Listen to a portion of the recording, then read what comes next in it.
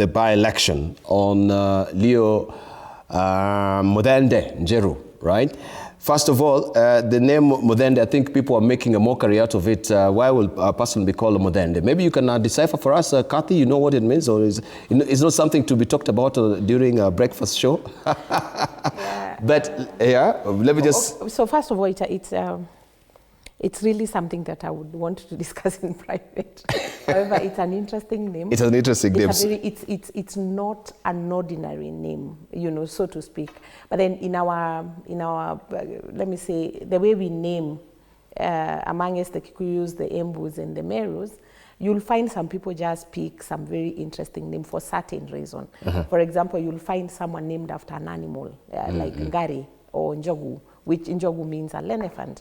Gui. Or Gui. Yeah, we have all that, you know. And now for this particular individual, he's called Wamudende, and of course it has elicited a lot of excitement on the ground. But he's also using the name, you know, boldly, courageously, and like telling people, you know what, it doesn't matter. It is my name, I own it, and I'll run with it. I listened to Cecily Mbarire repeat it 1,000,000 times and say, well, you know, wherever you go, just say Wamudende, Wamudende, Wamudende, just to ensure that it hits and it in a demeaning manner. It rings in everybody's mind. So just to add my voice to the conversation, Dibula, I think my first observation is that we have made it a normal thing to create a narrative where you always have a two-horse race. And this two-horse race will present you with two candidates and ignore everybody else, even in a contest like the Mbeere-North contest, where initially we had 12, and now we have like 9. Remember, even my party, Jubilee Party, had a candidate, but we withdrew and decided to support one particular candidate as the united opposition.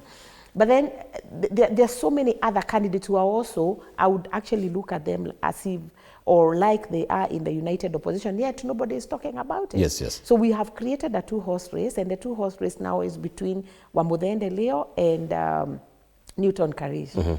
And yesterday I listened to a debate where in a different media house, and about 9 of them attended? And of course, Leo Wamudende did not attend, the others were there. And one of the things that you pick very clearly, the 3rd, 4th, 5th, 7th, up to the 1 millionth horse had something to say about the constituency. While the other two, the other main characters, everything revolves around the emotional manipulation and the bile between the key principles that are playing in this particular contest. So when I look at Rigathi Gachagua and Kithure Kindiki, and both of them coming out strongly as if they are the ones who are contesting. You know, this contest is not between the two of them. Yes, yes. This contest is between some, you know, in fact all of them are male. They don't have a female candidate. And it is just among us, these men. Why can't we let them play it out and, you know, sell their manifesto, tell the people of Mbeere what they are going to do for them? But now we have made it a contest between the former deputy president and the current deputy president. And it is obvious why both of them would want to, you know, to prove themselves as far as this one is concerned, because this is their home turf. For both of them.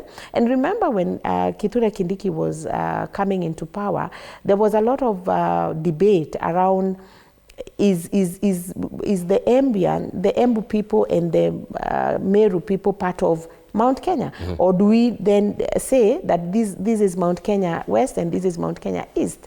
So that excitement seems to have resolved. And now people are back to their senses.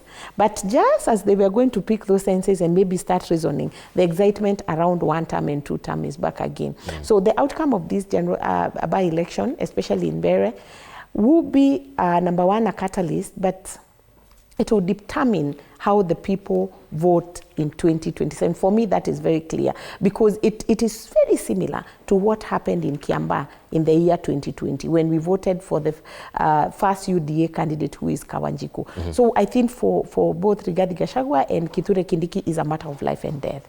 And they are making now the people feel like it is really a matter of life and death. It is unfortunate that we are experiencing a lot of violence, not just in Mbeere, but across the region. The question is it what we should expect come 2027? We should be very worried. Fantastic. Thank you, Cathy. And with that particular note, we're going to just take a short break.